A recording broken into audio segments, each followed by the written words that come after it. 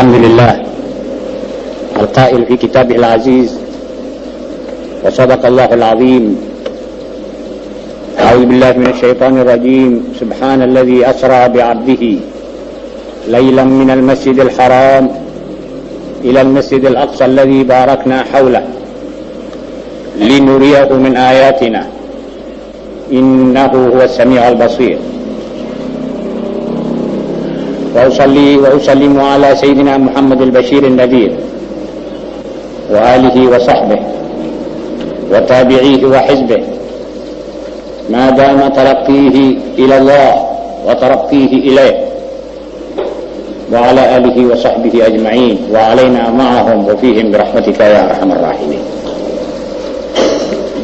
Saudara-saudara para dosen, saudara-saudara para mahasiswa dan mahasiswi IAIN yang terhormat, Assalamualaikum warahmatullahi wabarakatuh.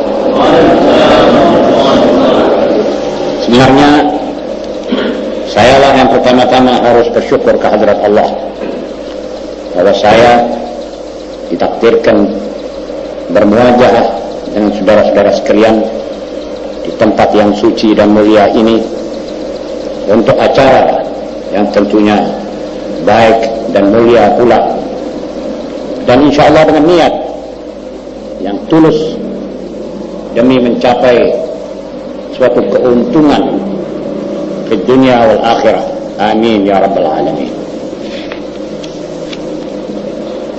Saya berterima kasih kepada panitia yang mempercayakan saya untuk mengisi acara ini, acara yang mestinya kita tarik daripadanya pelajaran-pelajaran di masa di mana umat Islam sekarang hidup di tengah dunia jahiliyah dan di tengah keroyokan internasional non-muslim di seluruh dunia. Kalau kita bersyukur karena kita sudah menjadi 1/5 penduduk bumi Allah, artinya kita sudah mencapai 1 miliar manusia, maka kita harus mendoa terus berdoa untuk menjadikan 1 miliar ini manusia-manusia kelas, manusia yang berkualitas, tidak cuma berkuantitas. Memang yang paling penting dihadapi dan digarap oleh para ulama, para asatidzah dewasa ini adalah pemuda dan pemudi dari umat kita yang banyak ini. Sebab kepada mereka lah negara dan perjuangan akan kita wariskan, dan kepada mereka lah generasi-generasi berikutnya menunggu hasil dari perjuangan-perjuangan kita semua. Karena itu proyek yang paling penting dan vital yang harus digarap oleh para ulama adalah pemuda. Bagaimana mengisi keimanan mereka, bagaimana mengembalikan kepercayaan mereka kepada Quran dan sunnah Rasulullah sallallahu alaihi wasallam. Bagaimana mereka harus kenal kepada pembawa Al-Quran, yaitu Nabi Muhammad sallallahu alaihi wasallam.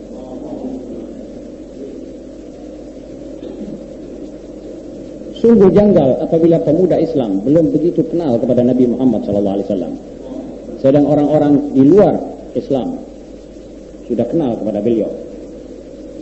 Seorang bernama Kentel Smith dalam bukunya yang dikarang berjudul 100 pahlawan terbesar dalam sejarah umat manusia,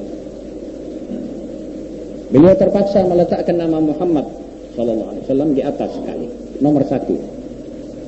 Sebab kata beliau, belum ada manusia seperti ini, ditinjau dari segala segi, ditimbang dengan segala neraca. Manusia ini adalah top dan intinya manusia. Dia adalah milik seluruh umat manusia yang sudah beriman maupun belum. Dan buku yang dibawa begitu hebat isinya, begitu otentik, begitu ilmiah. Jadi kata beliau, tidak dapat tidak, harus dicantumkan manusia ini sebagai manusia pertama. Kalau dibandingkan manusia itu dengan Karl Marx, dengan Lenin, dengan Mahatma Gandhi, dengan Lincoln, dan semua orang yang pernah mengeluarkan satu ide dan memperjuangkannya, maka sungguh bukan tandingannya, bukan bandingan. Sama dengan saudara membandingkan peluru kendali antar benua dengan Toulouse. Sama sekali bukan bandingan. Sebab kalau saudara bicara tentang Karl Marx, beliau membawa beberapa teori sempit di bidang ekonomi dan akhirnya tidak bisa dipraktekkan. Terlalu muluk di satu pihak dan terlalu bluff di lain segi. Kritikan-kritikan terhadap Karl Marx, terhadap bukunya Das Kapital, kian matahari terbit, kian banyak. Sehingga kata Roger Garudi, seorang sekjen Partai Komunis Prancis, tidak mungkin ini komunis akan bisa diterapkan kalau tidak direvisi seluruhnya secara overall. Sehingga tiap kongres, baik dari Partai Komunis RRC maupun Partai Komunis Soviet Uni, perubahan-perubahan, sehingga sekarang ini tinggal sedikit yang masih orisinil dari ajaran Karl Marx. Sebaliknya Al-Quran, tiap matahari terbit, tiap ilmu pengetahuan berkembang. Dalam perkembangan teknologi seperti sekarang, kian hari kian orang mengatakan bahwa Shadaqallahul Azim, Allah Maha Benar. Kian tepat ini Al-Quran, kian cocok ajaran Muhammad Sallallahu Alaihi Wasallam. Sehingga manusia tidak dapat mengatakan kecuali bahwa ini manusia adalah besar. Lebih besar daripada itu bahwa dia sudah pernah menerapkan ajaran itu 100%. Jadi tidak ada hukum Islam yang tidak pernah dipraktekkan oleh Nabi SAW, yang masih diteorikan saja. Dan ini satu mukjizat. Ini satu anjuran bahwa setiap manusia di tiap ruang, di tiap zaman, apabila ingin mempraktekkan Islam, maka dia pasti akan praktis, pasti akan cocok, seperti cocoknya oksigen bagi paru-paru saudara, sebagai cocoknya matahari untuk saudara. Apa sebab? Sebab yang menciptakan agama ini adalah Allah, yang menciptakan matahari, yang menciptakan kita sekalian, yang menciptakan air. Adakah seorang mengatakan air tidak cocok kepada saya? Walaupun orang sakit pun, air itu baik buat dia. Orang yang sakit jiwa pun, orang yang hatinya berisi endapan-endapan dendam, kusumat dan fanatisme, masih tetap dia akan bisa menerima Islam ketika dia meninggalkan fanatik itu. Namun sayang, dunia masih penuh dengan fanatik, dunia masih penuh dengan kebiadaban, sehingga Quran masih belum bisa terungkap sekali lagi dalam abad modern ini.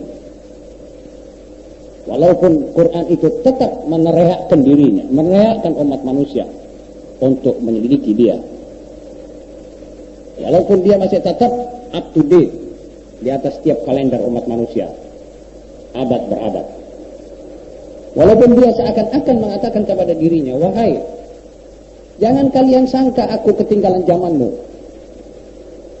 Wahai, zamanmu lah yang ketinggalan aku. Seakan-akan begitu suara Al-Quran. Dan itu suara tetap tepat. Coba umat manusia dalam perkembangan ilmu bahasa, pernahkah menciptakan alfabetnya suara burung? Al-Quran sudah mengatakan burung berbahasa dan ada alfabetnya. Ayo carilah dia. Pernahkah umat manusia dalam perkembangan arsitektur membuat satu lantai yang tiap manusia melihatnya pasti akan terpedaya dan tertipu? Dia kirakan itu air dan dia pasti mengangkat kain atau mengangkat celananya supaya tidak kena air.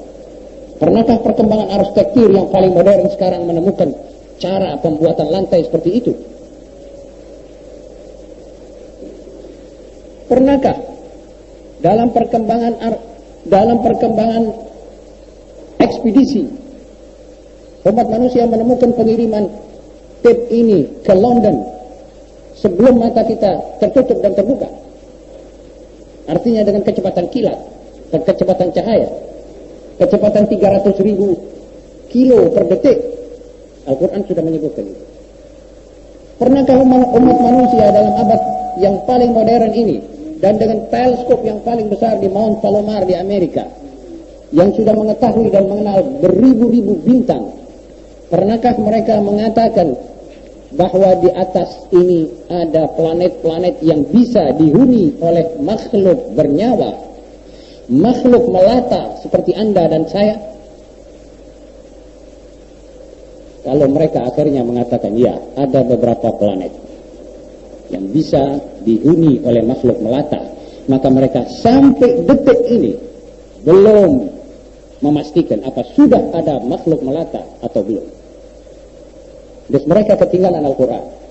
Al-Quran secara definitif dalam surat Asy-Syura ayat 29 Allah berfirman, "Wa min a'udzu billahi minasy syaithanir rajim wa min ayatihi khalqus samawati wal ardh وَمَا بَثَّ فِيهِمَا مِنْ دَابَّةٍ وَهُوَ عَلَى جَمْعِهِمْ إِذَا يَشَاءُ قَدِيرٌ."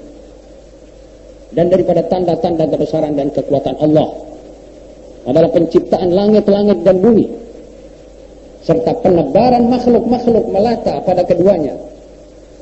Dan apabila Allah berkehendak pada suatu waktu kelak akan mempertemukan seluruh makhluk-makhluk itu. Saudara-saudara yang terhormat, berapa ayat yang membuktikan bahwa Islam, ajarannya, Al-Quran, teorinya, falsafahnya sudah berjalan dan mendahului ilmu pengetahuan yang ada.